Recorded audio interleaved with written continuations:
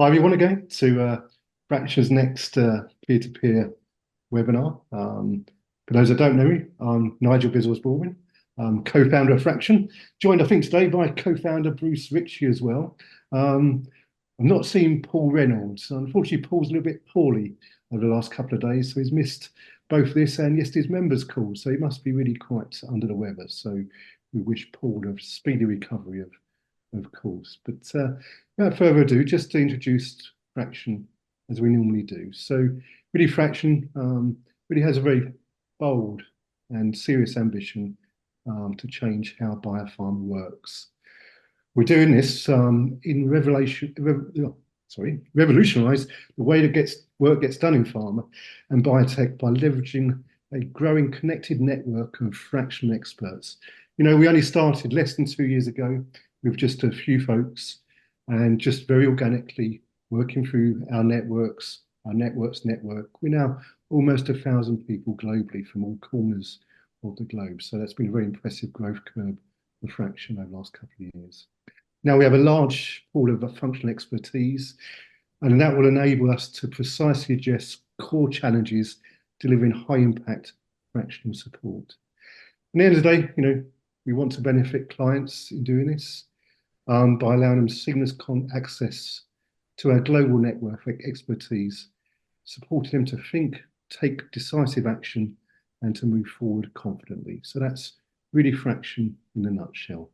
But that's to the side. Well, the really most important thing today is our next speaker, and glad to introduce Helen Bligh, who will be introducing Get Your Matrix and Cross-Functional Teams Running Like Clockwork. Helen says you should bring your WD-40 and perhaps any other high street lubricant as well to today's talk. Quickly, Before we move Nigel. on, I should just say something of Helen. So before pharma, Helen actually started her career in the NHS in the UK. So is well versed in behavioural change. She has a strong background in influence, performance, and culture, not only with commercial teams but also clinical and medical teams also. She now drives success as a leadership and teams coach for teams and organisations. So with that, Helen, I should really pass over to the experts in this. To you, Helen. Thank you, Nigel, for the introduction, and welcome to you all. I don't know you. I've not met you before, so I'd love you to pop in the chat what your role is or what your speciality is, just so that I've got a little bit of a feel for who's on the call today. That would be fantastic if you can take a moment to do that. I will be taking about 20 minutes to run you through the key elements that I believe are really important for bringing your teams together. And we've all worked in those teams of people who are introverts or extroverts, people with different values, people with different goals. And what I love to do is bring everyone together so they're on the same page. So thank you for popping in the chat, pretend to know something about medical affairs. Co-founder, thanks Bruce. Entrepreneur, leadership and team coach, Marlene. Oh, I'd love to have your feedback then and see what you think. That would be brilliant. Jeff, product leader, regulatory health. Oh, we've got a lovely mix. Pete, leadership and team coach as well. So that'd be great to have your feedback as well to see what you think here. So let's get started. The slides are in three main sections. So the why coach this cross-functional team that you're part of, how to do it, and then what you can measure as a result of doing that. So I'll start with the why, a bit of Simon Sinek there, so that, you know, we can all really think, you know, put the meaning behind this. And we've all worked in traditional hierarchies, silos, but what we're talking about here is those cross-functional teams where everyone can be so different, whether it's science and medical on one side and the sales and marketing on another, and how you bring them all together. And there are so many benefits of bringing these functions together. As you can see here, you get much stronger thinking because there's the diversity, you get innovation and creativity, and that leads to lots and lots of benefits. So you get quicker decision making, you get better business agility as well, and that makes the company more competitive. But what you can also do is increase that accountability of everybody in the team there as well. So everybody is pushing together and really becoming the engine of the company, if it's a leadership team, to be able to move that forwards, rather than just the people from individual functions that they're heading up there. And that benefits the customer. So it's not just the company, it's not just the people in the company, but it's the customer experience that improves as well there. Whole stronger leadership, greater engagement, and you get the cost savings and efficiencies as well. So thinking what that would mean to your company, and you start seeing the benefits. But we're dealing with people here, and people are always the things that make moving forward harder, because we're all so different. And we've got all of these elements here that can slow down the functioning of cross-functional teams. And there's so much research on this, and we've seen it in action, haven't we? How many times have you been in a meeting, everybody nods and says, yes, they'll do something. They leave the meeting and then absolutely nothing gets done. And you have another meeting and you seem to go round in circles and people are discussing the same thing, because really people weren't committed to those actions. So that's what we're overcoming here. And this is because people like to stay in their comfort zone. There really does need to be a safe environment for people to be able to move through that lack of confidence and potential fear to start doing something new and then excelling at it. So this is what the team coaching does. It creates that safe environment to be able to do that. Now, I don't know how many of you have read or aware of The Five Dysfunctions of a Team, the book by Patrick Lencioni, and it's just got some amazing quotes in it. But teamwork is the ultimate competitive advantage for a company, and so powerful. So what I'd like to do now is, we've looked at the whys, let's have a look at the how you can align your team for success. And there's three key elements. Today, we're going to look at the first one, which is align, and that has 5 different sections to it. So we'll start with the team purpose and legacy. Now, when you ask a team why they exist, you'll probably get a different answer from nearly everybody on that team. And I'm thinking leadership team here, for example. It's really important for everybody to know, though, is where they are organisationally. What difference are they making to the organisational strategy? And also, what difference are they making internally as well? And they're not just there to represent their function. And this is about inspiration. It's about understanding. It's about clarity. And the other thing is the team legacy. So I don't know how many of you here are rugby fans or sports fans, but the All Blacks have a saying about leaving the jersey in a better place. And that is much bigger than themselves. That's about, when I leave the team, I will have done something of big significance for the team, for the fans, for rugby. And that's what this is about. That is really inspiring for a team. And if you can think, we meet in a year's time, what will you have done? What will you have achieved as a team that you'll be super proud of?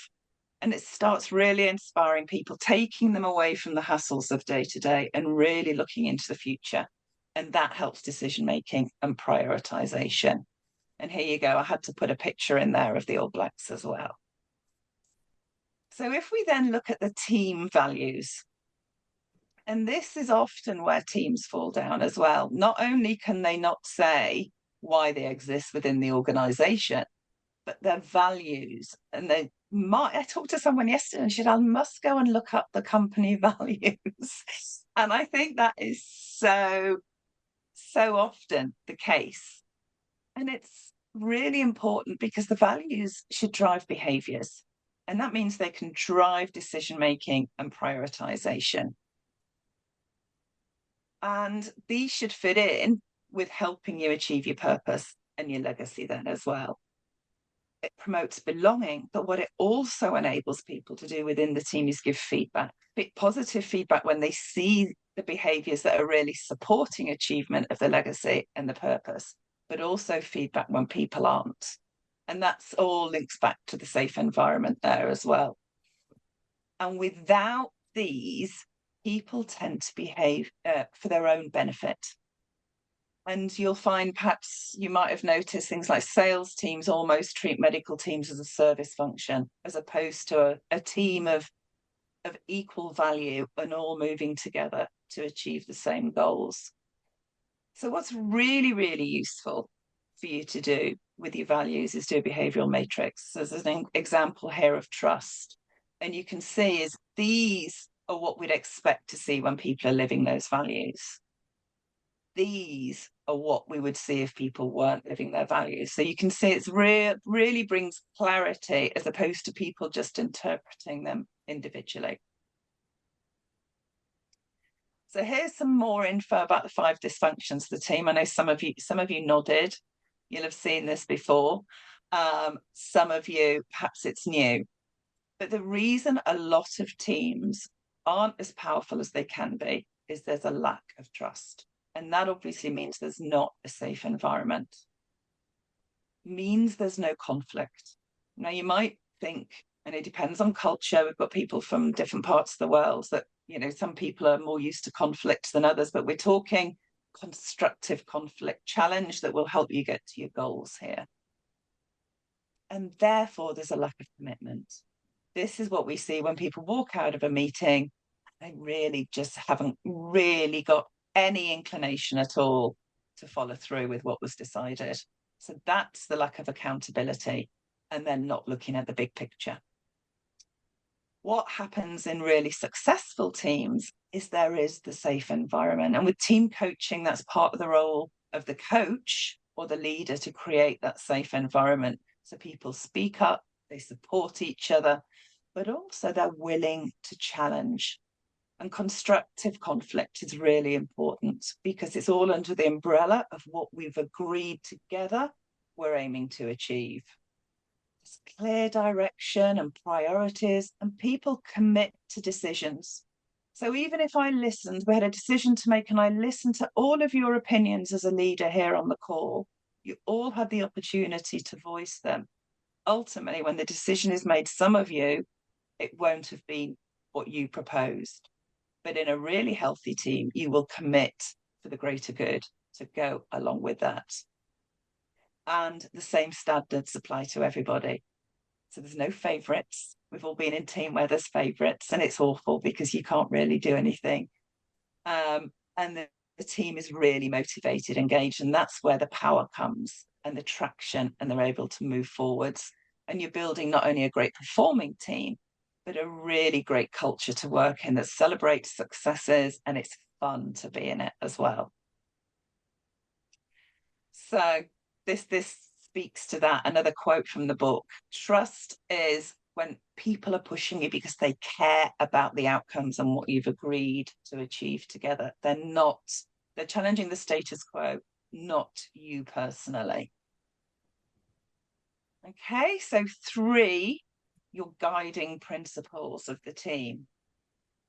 So guiding principles come from, what are the 3 things, for example, that we could really consider when we're making decisions, when we feel slightly afraid and don't want to step out of our comfort zone, that we've learned about ourselves. We've learned from our achievements in the past, and we've also learned from our disappointments in the past.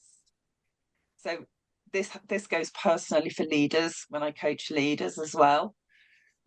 Mine are: believe in myself, follow the plan, because my slight ADHD will take me off on all sorts of tangents, and ask for help when I need it. And that's a generational thing as well, I think, is that, you know, we're very independent at certain generation, but ask for help. And teams can do the same thing. Those are the guiding principles that will keep them on track.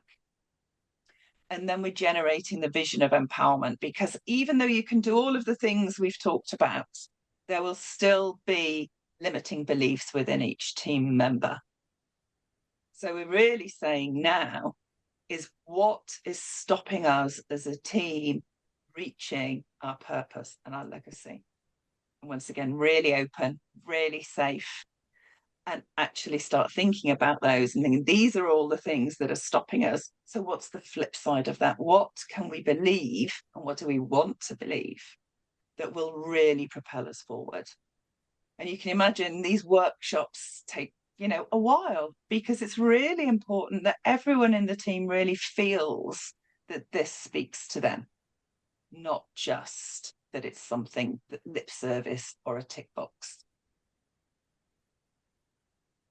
And then we've got the roles and responsibilities. And I hear so often that there's fudge. Someone will take over a team and go, I really cannot work out who's responsible for what and whose job is what, because there's overlap. Sometimes people move roles, but they slip back to their comfort zones. So this is super important as well. So what does the team need business-wise? And this is often taken from the business plan or the brand plan or strategic plan, whatever it is. And then having a champion for each theme. And that doesn't mean to say that the champion does all the work for that team, but they are responsible for making sure everything gets completed between one meeting and another. And once again, that means that things aren't forgotten between meetings, and it increases the collaboration within the team as well. And we have goals for the year and then objectives. And I'll talk about the curve in terms of how you can record results in a moment when I come to that. So those are the how. All different elements there that you can bring your team together. And obviously it's super important that everything comes from the team and that you're not pushing ideas on them. So if you could get everybody rowing in the same direction, what difference would that make to teams? Because we know there's people who are just sitting there with their oars in the water, and there's people who are sometimes actually rowing the wrong way as well. And this is a tool I use, which is super brilliant for getting everybody on one page, but also maintaining that accountability, really anchoring what they've decided and what they've agreed until they become accountable themselves. And everything that we've discussed so far gets put in here. And then you can see what is it in terms of the goals that's really super important that we achieve this year. And we know how many, these are just examples, but we know how many companies are looking at people and culture and engagement scores. So that might be one thing there. There could be product launches. Such a competitive market out there at the moment. That's super, super important that those go really well. It could be speed of decision making and sign off. They're all examples of what people put in here. So we have annual goals there, but we also have monthly goals that we put in. And then each of the members scores how they think they're doing within the team at achieving those. So here's an example of that, is that everybody puts their scores in without seeing other people, so they're not influenced. And then here there's a learning log. And what that means is this is what how people support their decisions, because otherwise you could say, well, they're just really subjective. But it's almost going, I believe this because. And then when you have the meeting, the coaching conversation with the team, this is what opens up the discussion, is why have we got two people here who are in the green, and then we've got this lady here who's in the red. And that is powerful. It's powerful for a leader outside the team to be able to discuss here and go, look, talk to me, what's going on here. But also for this person, because of the safe environment, to be able to share and go, look, this is what I'm seeing. You're not treating me as a partner, you're just treating me for sign off or whatever it might be, in a medical department, for example. And then that's the team legacy, the values. So for each element, you get that recorded. And people have the conversations in a safe environment with the team coach that they don't normally have. So they build their trust, the ability to have that constructive conflict and then commit to decisions. It's available on desktops and mobiles. And it gives you the opportunity then to really embed and anchor what the team have decided they want. So it's not an away day where you go, that was brilliant, we're going to make such changes. And everyone comes back and sits at their desk and nothing changes. It gives you the opportunity to really embed those changes in behaviours, have the conversations that are needed, and really unite the team over time so that they can really be the powerhouse of an organisation. So here's a quote from somebody I work with at Sanofi. They won an award that was voted by the employees for the change in business and culture, cross-functionally. Everything measured there. So that's what makes the difference. If anybody wants to discuss further, please scan the QR code and book some time in my calendar. You're more than welcome to do that, or look me up on LinkedIn. And I'd love to know if you've got any questions, what you thought of this, like Pete and Marlene, how it compares to what you do, and what else you might want to know or ask. Thank you, Helen, of course. So perhaps I have one or two questions, but I'll probably open it to the floor first. I don't know if anybody's got a question. Shout out or put your hand up. Any takers? Pete. Thanks, I Pete. wouldn't have a question. I would just reconfirm what we heard today is that team are not just people who are working together, but actually people who trust each other. And to trust each other, it is inevitable to share the values. And Yes. my personal experience is that building that supporting culture within the team, department, or organization is something that is not always prioritized, whether from whatever reason, but unfortunately is a critical moment that drives whether organization will thrive or project will thrive or not. Because you can have on the paper perfectly planned project, but it will be easily fall apart and become mediocre or even not delivered if you don't have appropriate supporting culture. Absolutely. Couldn't agree more. Thank you very much for sharing. Thank you, Rahela. Any other questions? Pete. Hi, thank you for your presentation. Great, a lot of familiar stuff there. Just interested in, you didn't say how you start a project with a team. What would the starting point typically be? In terms of before I'd go in and run the workshop like this, it's speaking with the leader. So it's absolutely vital for me that we've got active leadership endorsement and support, and that it's not somebody that's just hiding behind someone else to make the decisions. Okay, so you clarify the requirements for the team with the leader before you go in. In terms of what they want to achieve, I'll discuss what they want to achieve, why they're thinking of this, but also I think what's important as well is they're often hesitant because they think they can see that some people would go for this and then other elements wouldn't, other elements of their team wouldn't. So what I always offer to do as well is speak to those people, because I think it's really important they come to the workshop feeling confident that it's going to be a safe environment. Does that answer your question, Pete? Yep, yeah, it does, yeah. Thank you. Marlene, you've taken yourself off mute. Yes, I did. And yes, it's all very recognizable. I use also the 5 dysfunctions of a team a lot. Merely actually as an introduction to my workshops, that I sort of give them the context. But then I really run into during the workshops, you can already see that some team members are not so much into it. They're there because they have to. And how do you engage them, and how do you sort of get that sometimes the frustrations and the not really adhering to the way you would like them to work? How do you get that on the surface? I think if it's a leadership team, I will have spoken to them in advance. Mm. So if they're highlighted by the leader, is that I've given them that confidence that it's, the reasons for doing it, similar that I've shared here. there's sometimes business units as well where the leadership team are fine, but then the middle management and the field might be okay, but it's the middle management.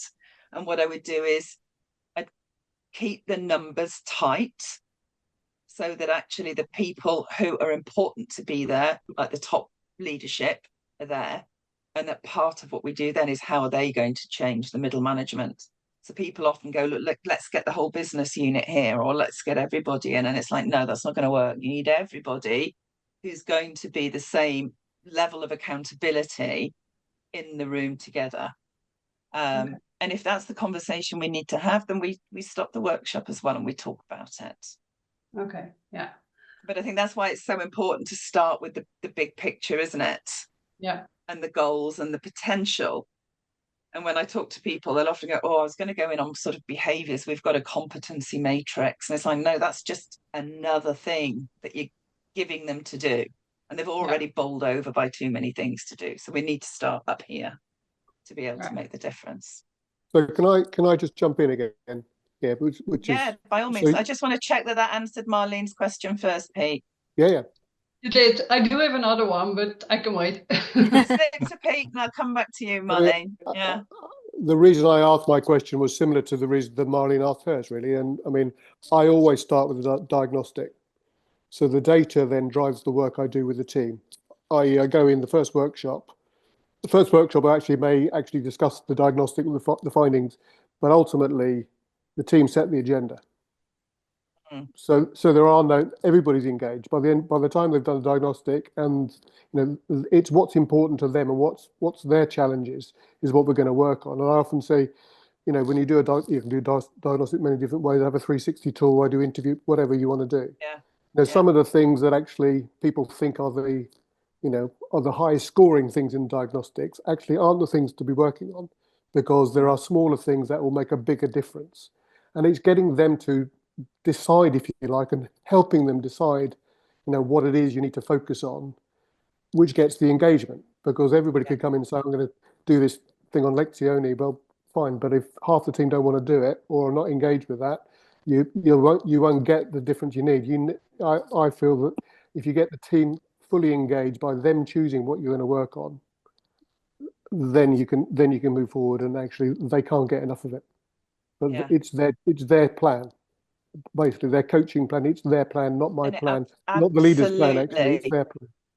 Absolutely needs to be their plan. Yeah. I'll come back to Marlene, and then Rahela, you've got your hand up again. Yes. I'm wondering whether you have ever experienced situation where you was reviewing the team collaboration or department or organization, and one weakness that was, or area was discovered appraisal process and how remuneration or bonuses are attached to that.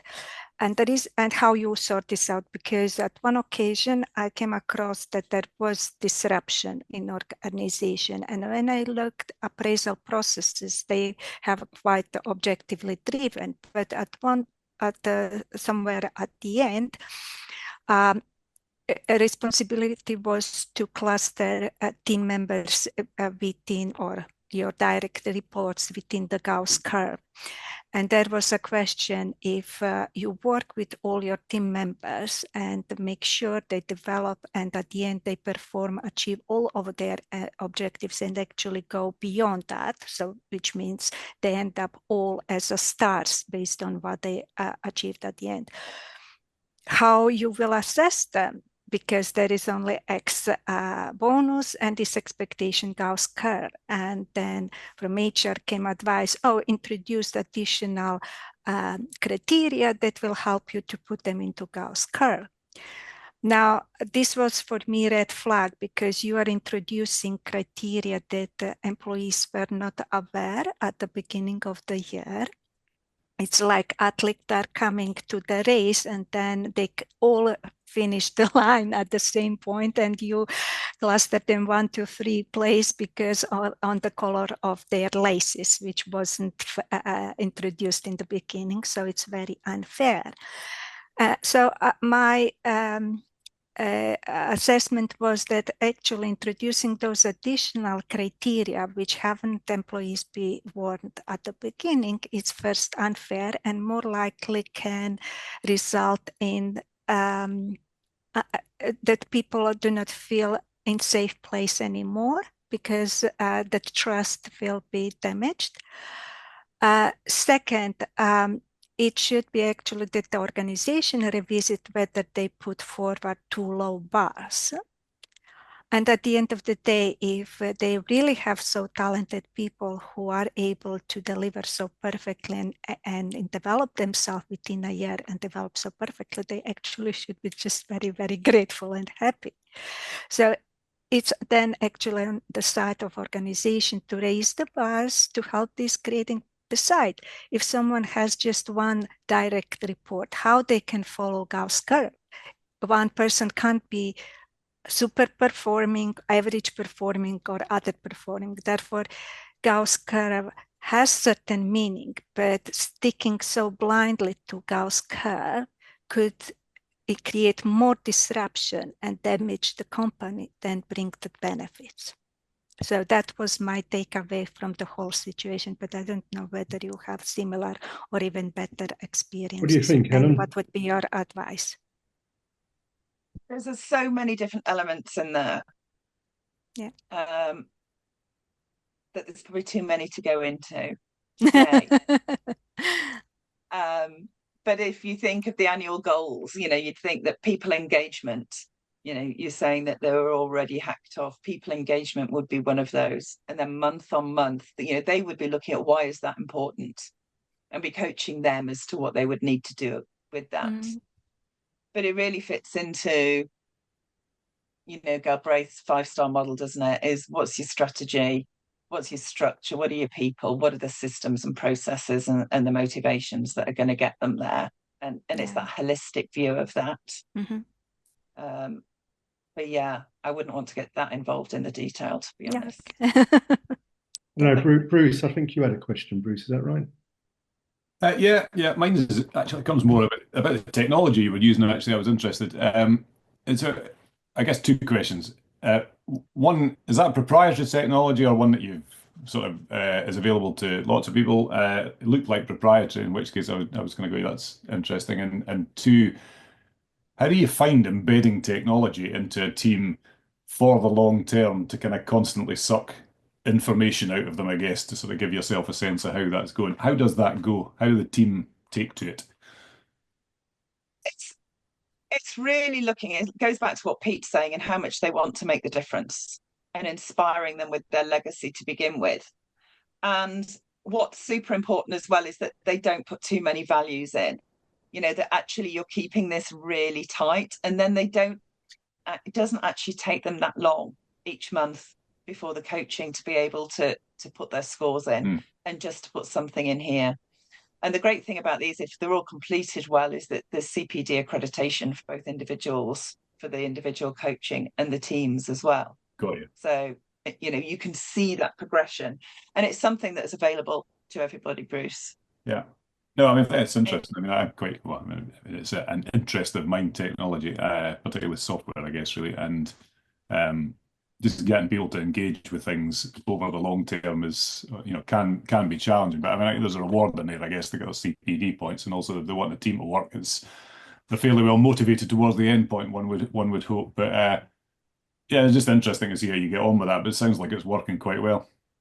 Yeah, I mean, from my background with years of L&D and all the other roles that I've done, is things like coaching and learning and development are seen as those fluffy, optional, they're not moving the dial. And there's dashboards for everything to do with the business, but not necessarily to do with the people. And we know that what gets measured gets done. I had my cholesterol tested recently, and boy, have I changed my diet, But I knew what I should be doing beforehand, but did I do it? No. And this actually does that. So that enables people to see and track what's happening, which, I think it needs to be anything that is going to move the needle needs to be aligned to strategy, needs to have active leadership endorsement throughout There's no point just ticking a box going, yeah, it's my project, go and do it. And it needs to be measurable to show the difference on the business. And those three things for me are super important. That's why I love it. Yeah, it's good. Marlene, you had another question. To me, a very important one, because I think a lot of teams and leaders are convinced that they should do something like this with their team, right? Not all of them, but a lot. But how do we make sure that they really sign up for these kind of coaching sessions? How do you convince them to hire you? Because I think we should be able to offer these kind of services more and more now that the world is getting complexer and also the teams are getting complexer. So how do we sell ourselves as consultants? I think it's a really good point. And I tend to go into smaller companies rather than large ones that are always got the whole procurement process and everything else. And then I'm actually talking to the people that want to make a difference. And I talk about working with purpose-led leaders. So it's not the leaders that are concerned with themselves and their career, but they actually want to make a difference to the organization and to their people as well. And for me, that gets more traction than just throwing the net super wide. Yeah. So you're using your existing network and expanding that further. And networking. Yeah. I can't give my strengths to everybody, so I've got to be choosing. I'd rather work with lovely people than not lovely people. So you're picking. You decide to work. You get to a certain age and you just think, if I can't choose at my age, then when can I choose? Yeah. I would agree with that. I would agree with that.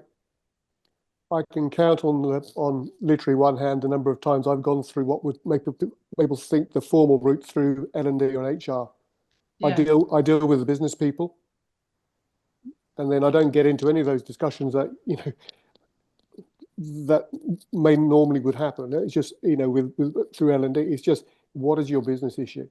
Let's talk about that. Right? Let's talk about, is that wide? Is it short? What sort of team you want to be?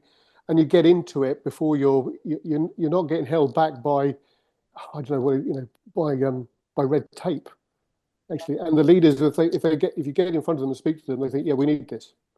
And before you know it, you're in, because actually they can't be bothered with the red tape either. And so, yeah, and I understand what you're saying, Helen, about working with small businesses that are easy, but it's also those businesses and it can be. So I work with some very big businesses as well. So I've worked with Novartis, and I've worked with HSBC, the exec team at HSBC, Lloyd's of London, and it's actually just through people I know, not by going through maybe the traditional. I never pitch against other people. If they don't want to use me, don't use me. Yeah, it's with or without you energy. Yeah, I mean, I'm going to do it anyway.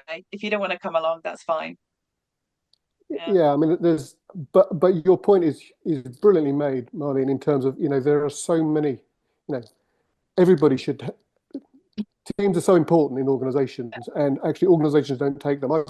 I put a poll on LinkedIn. They didn't get very many responses. It was half term.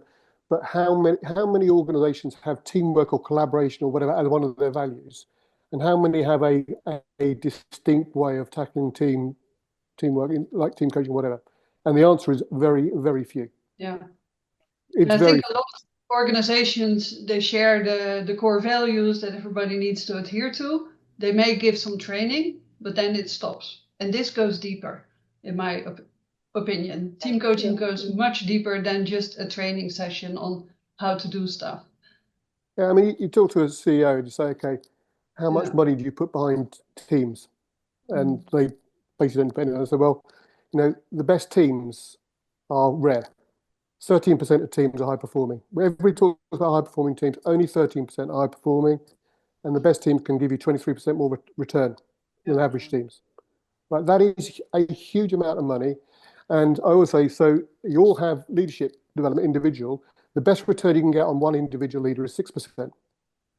So you're leaving money on the table by not attacking teams, even though your values say you're very team orientated. You're not. Believe me, you're not, because you're not even talking about it. You're not even putting any money or thought behind how you're going to develop these teams, because they don't. Love it, Pete. I love it. Absolutely. And your figures as well. It's powerful.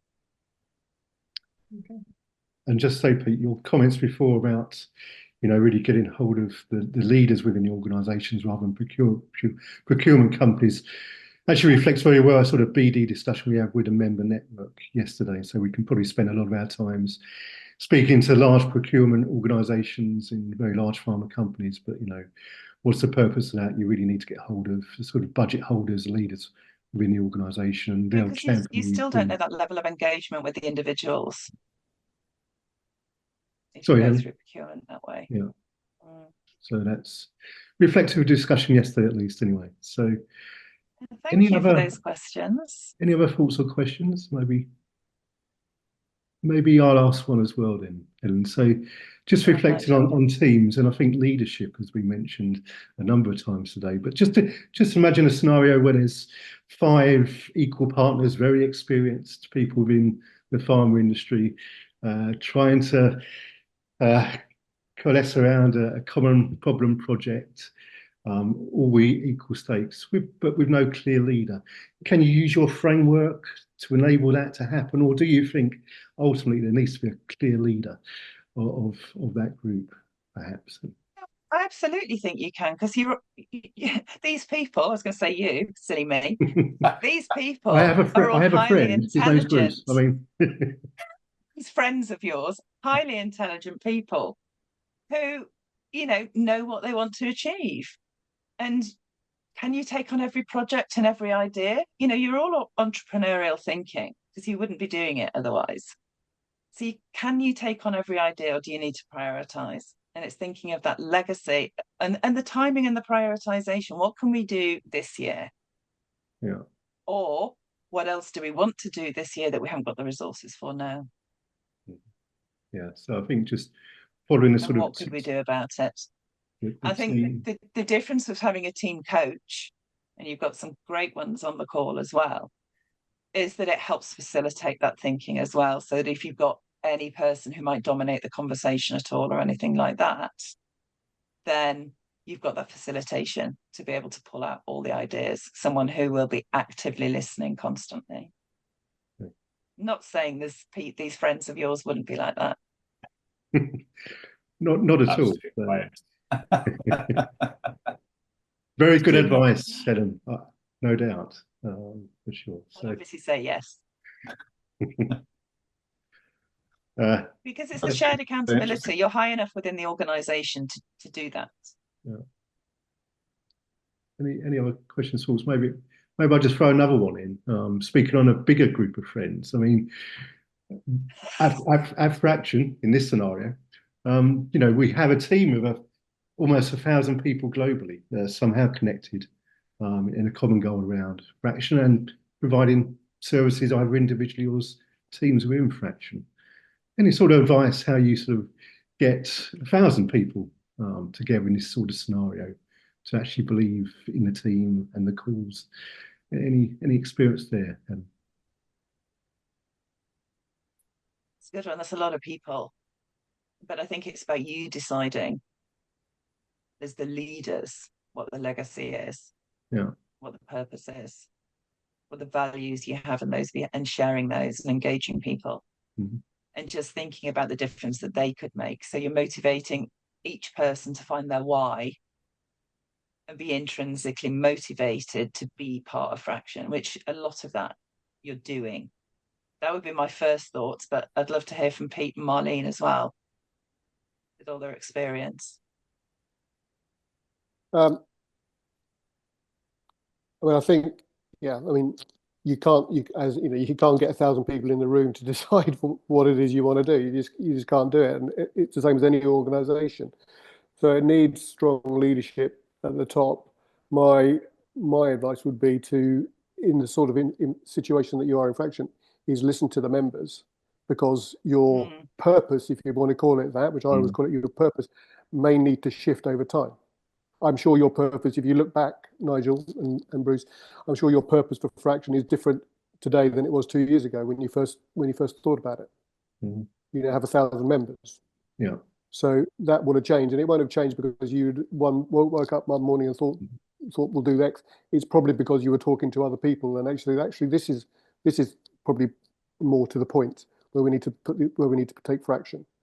So yeah, if you've got 5 leaders, you should decide, but you should keep your ears open and listen, especially in this sort of organisation that you're setting up. Going back to the question you had before, I mean, I think it's a really interesting question at the moment, because I think in the day of hero leaders, the one leader running the organisation is gone, right? It's much more about multiple leaders across the point. In your point, I'd say be really clear on your ways of working, so how you're going to make decisions between the 5 of you, and the rules and boundaries around that. Be clear on those, together, and then there shouldn't be too much issue. But to Helen's point before, you need to have that conflict, right? You need to disagree with things and be able to have robust conversations. But actually, as a group, as a team, you'll come back together and it's fine, because you're still working within agreed parameters. But 5 leaders is better than 1, I can tell you. No doubt. So Thank you, Nigel. again, good advice. Thanks, Pete. So we did at the very first meeting of Phraktion, we did agree some values. We perhaps should promote those a little bit more. But one of them I recall was to have fun. So I'm hoping we have lots of fun. That's Phraktion across the network. One way. That's super important. Absolutely. So a big green star there for everybody. Sorry, Corinne. Yeah, sorry. Maybe I can add a perspective there about the Phraktion community as a whole. As you said, Nigel, it's 1,000 people. So I don't see that as a team. I see that as a community.